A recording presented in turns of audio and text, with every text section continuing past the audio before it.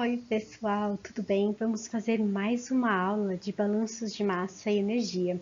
Mas antes, vamos lembrar o que a gente já viu? Nas nossas primeiras aulas, nós vimos algumas definições, lembram?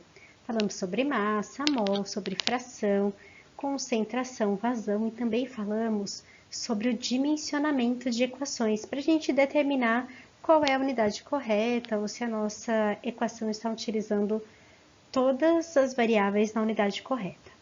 Nós vimos também sobre os processos químicos classificados de três maneiras, como batelada, contínuo ou semicontínuo. Lembra?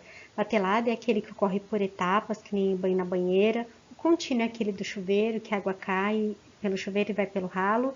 E o semicontínuo é quando a gente tem um sistema que ou ele está sendo alimentado, mas não está saindo nada dele, ou está saindo nada dele, mas ele foi alimentado uma vez só. Como, por exemplo, o filtro de barro, que a gente carrega ele, mas a gente pode ir tomando água ao longo do percurso.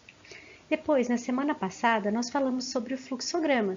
Então, eu expliquei para vocês como é que ele funcionava, como é que a gente deve colocar os equipamentos, como é que a gente nomeia os equipamentos, como é que a gente identifica.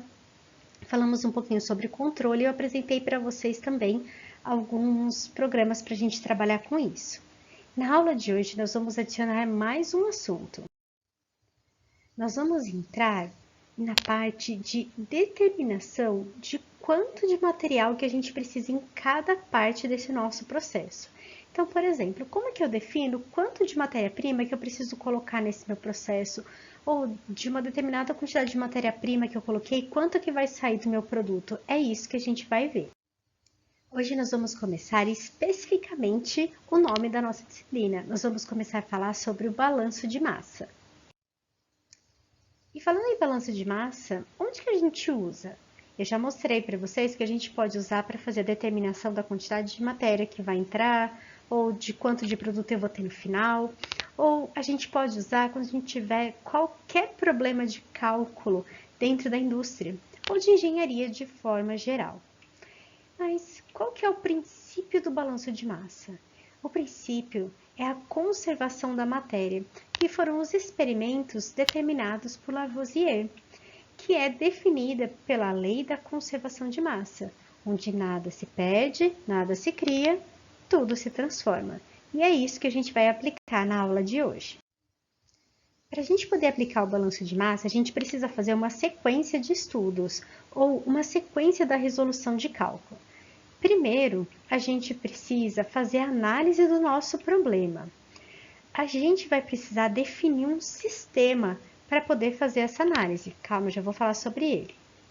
Depois a gente vai poder resolver de duas maneiras, ou um problema com solução direta, ou um problema com soluções algébricas ou componentes de amarração. Nós vamos começar pela maneira mais simples na aula de hoje e na semana que vem a gente vai aprofundar esses estudos. Fiquem calmos. Vamos começar então definindo o nosso sistema.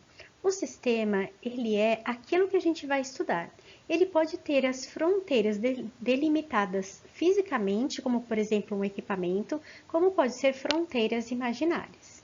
Vamos aplicar o balanço de massa no nosso sistema. E o que é isso, aplicar um balanço de massa? Bom, a gente sabe que no nosso sistema pode entrar matéria e sair matéria. Pode ter uma única entrada ou mais entradas, como posso ter uma única saída ou várias saídas. Tanto faz, o número de entradas não define o número de saídas. Mas vamos ver nesse sistema, o que está acontecendo aqui? Vamos supor que eu entro com uma determinada quantidade de matéria e eu sei também quanto que está saindo uma determinada quantidade de matéria. Dentro do meu sistema pode haver tanto produção como consumo dessa matéria que eu estou estudando. E a análise de tudo isso vai determinar se eu tenho um acúmulo ou não aqui dentro. Vamos estudar a equação matemática do nosso balanço de massa. Ela vai considerar o quê? Que o que vai entrar de massa menos o que vai sair de massa, mais o que vai ser gerado dentro desse sistema, menos o que vai ser consumido dentro desse sistema, vai ser igual ao meu acúmulo aqui dentro. Como assim? Vamos utilizar como exemplo uma represa. Chove. tem consumo de água pela gente. Se chove mais do que a gente consome, aumenta o nível da represa. A gente tem um acúmulo positivo. Se chove e eu consumo mais do que choveu, o volume da minha represa diminui. Eu tenho um acúmulo negativo. Então, a entrada da minha matéria menos a saída, se elas não forem iguais, pode ser porque eu tive uma diferença de volume do que já tinha aqui dentro. Mas também pode ser porque está sendo gerado alguma coisa. Então, o que entra mais do que é gerado é a entrada de matéria nesse sistema. O que sai mais do que é consumido é a retirada de matéria desse sistema. E a diferença disso tudo é o meu acúmulo. Se o que entra é exatamente igual ao que vai sair, seja por consumo ou geração, o meu acúmulo é zero. Nada fica lá dentro. Entendido? Qualquer coisa, digita lá no pré-aula que eu respondo melhor depois. Vamos escrever isso agora na forma de equação. Vamos escrever de uma forma matemática essa equação do balanço de massa. O acúmulo, ele é a variação da quantidade de massa que eu tenho dentro daquele sistema por tempo. A massa de entrada eu vou chamar de MA de entrada, e a massa de saída é MAS, que é de saída. A geração eu vou chamar de GA e o consumo de CA. Essa daqui é a nossa equação geral do balanço de massa. Mas ela pode ser simplificada de acordo com o processo que a gente tem. Se a gente tem um processo batelada, contínuo, ou semicontínuo ou semibatelada. Vamos estudar caso a caso, tá bom? Vamos supor que a gente tenha um processo batelada. Isso é, ele é alimentado inicialmente, é retirado no final, mas não existe fluxo de entrada e de saída. Nesse caso, a gente trabalha com a quantidade, não é taxa, não é variação com o tempo. Eu tenho uma quantidade que foi carregada, posso ter uma geração se tiver uma reação química, e tem aquilo que foi retirado no final, e posso ter tido um consumo se eu tive uma reação química ali dentro, ou uma dissorção, alguma coisa que retirou o meu material dali. A diferença entre tudo isso vai ser igual ao acúmulo que eu tenho lá no meio. Escrevo desta maneira. Aqui, ó, é a quantidade de matéria. O I que eu coloquei aqui, que são quantidades iniciais. No caso do processo contínuo, nós temos entrada e saída do material durante todo o processo. Então, a nossa equação, ela fica que o acúmulo é igual à taxa de entrada mais a geração, menos a taxa de saída, menos o consumo. A geração e o consumo também são escritos na forma de taxa. Para a gente diferenciar do anterior, a gente coloca, olha, em cima o pontinho. Mas o mais importante é vocês lembrarem de usarem a unidade correta. No outro é só a quantidade, como por exemplo quilograma, e aqui tem que ser quilograma por tempo. Existe também uma coisa específica que acontece nos processos, que é quando a gente não tem variação de nada ao longo do tempo. Como assim? Não muda a massa, não muda a vazão, não muda a pressão, não muda a temperatura, não muda a concentração, é tudo igual ao longo do tempo. Não é que não exista variação no sistema, mas se a gente analisar no relógio, naquela posição não muda nada, naquela posição não muda nada, naquela posição não muda nada. Eu tenho sempre aquela mesma condição. Neste caso, nós temos um processo estacionário ou permanente. Quer dizer que a gente não tem acúmulo, o que diz que o que entra vai ser igual ao que sai. Se eu tenho reação acontecendo, eu vou somar que o que eu coloco mais o que é gerado é igual ao que é retirado mais o que é consumido. Isso ajuda a gente um monte de processos. Por quê? Porque industrialmente falando, quando a gente tem um processo contínuo, a gente não quer que ocorra variação, senão a gente não mantém padrão no nosso processo. Então, eu preciso que eu mantenha sempre a mesma condição. Então, a gente vai ter sempre que a entrada vai ser igual à saída, para processos contínuos. Para a gente fazer o balanço de massa, é muito legal a gente seguir uma sequência. Ele é intuitivo. Eu vou fazer alguns exercícios com vocês intuitivamente. Vocês vão ver que vai ser super intuitivo. Mas é muito legal que a gente siga um padrão, porque a hora que começa a ter muita informação, a gente precisa ter muita organização. Então, é muito legal a gente começar fazendo um desenho do nosso processo através de fluxograma de bloco. Então, não importa qual que é o equipamento, é só interessante que a gente coloque um bloquinho e identifique qual é aquele sistema que a gente vai trabalhar.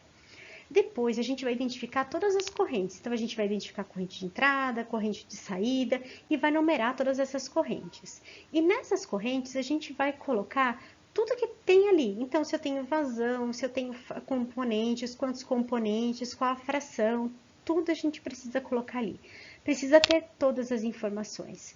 Eu utilizo um método adicional a isso, eu monto uma tabela também, porque na tabela fica muito fácil da gente identificar tudo que a gente tem. Vou trabalhar isso com vocês também, então coloco o número da corrente, a vazão ou a quantidade, dependendo do tipo de processo, e a fração de cada componente que eu tenho ali. Fica muito fácil da gente aplicar o balanço de massa dessa maneira. E todas as vezes que a gente calcula uma variável, a gente vai colocar ou na tabela ou no nosso fluxograma para identificar tudo que a gente tem. Mas antes da gente começar a fazer conta, a gente precisa fazer uma outra análise, que é a análise do grau de liberdade. E o que é isso? É a gente verificar se todas as equações que a gente tem, informações que a gente tem, são suficientes para a gente fazer o cálculo, se eu tenho informação suficiente. Então, o que eu faço? Eu vou fazer o desenho, o diagrama, vou identificar todas as minhas incógnitas ali, não o que eu tenho, as incógnitas. E vou escrever todas as minhas equações independentes. Eu preciso tomar cuidado, porque vai ter equações que elas vão ter o mesmo significado, como uma que a gente trabalhou anteriormente. Qual que é a definição de fração? Fração é a quantidade da coisa pela quantidade total. Se eu multiplicar em cruz, eu vou ter isso aqui, que a quantidade da coisa vai ser a sua fração vezes a quantidade total. Ela é a mesma equação escrita de maneira diferente, então aqui eu não posso contar duas equações, é uma só. Preciso só tomar esse cuidado. Vou contar as minhas incógnitas, vou contar o número de equações independentes, né, que é uma derivada da outra, e vou subtrair uma da outra. Se esse valor for igual a zero, é possível eu fazer o cálculo do meu sistema. Se for maior do que zero, quer dizer que eu tenho mais incógnitas do que equações. E aí? E aí eu não vou conseguir resolver isso. Mas se for menor do que zero, isto é, se eu tiver mais equações do que incógnitas, quer dizer que eu preciso escolher as equações corretas. Pode ser que eu tenha bastante informação e eu preciso tomar cuidado para não escolher equações onde eu vou ter 0 igual a 0, 5 igual a 5. Eu preciso fazer essa escolha correta. Se eu escolher errado, é só escolher outra também, não é sangria desatada. Certíssimo? E é isso que eu queria falar para vocês na aula de hoje. É bem simples a nossa teoria, mas nós vamos praticar muito exercícios. Serão praticamente 2 aulas fazendo exercícios. Vamos fazer em exercício batelada, vamos fazer exercícios em sistema contínuo e vamos fazer em semi-contínuo também, para a gente trabalhar todas as possibilidades. Certo? Espero vocês lá na nossa aula bastante animados, para que a gente possa trabalhar bastante. Tchau, tchau e até lá!